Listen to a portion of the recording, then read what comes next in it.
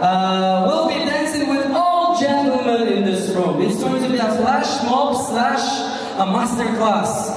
Девочки, а вы повторяете за нашей Аселей. Асель, поднимите руку, пожалуйста, ручкой. Вот, это ваш учитель танца. У мальчиков учитель танца Эльмурат. Все включаем свои видеозаписывающие аппаратуру. Повторяем за Аселей и Эльмуратом.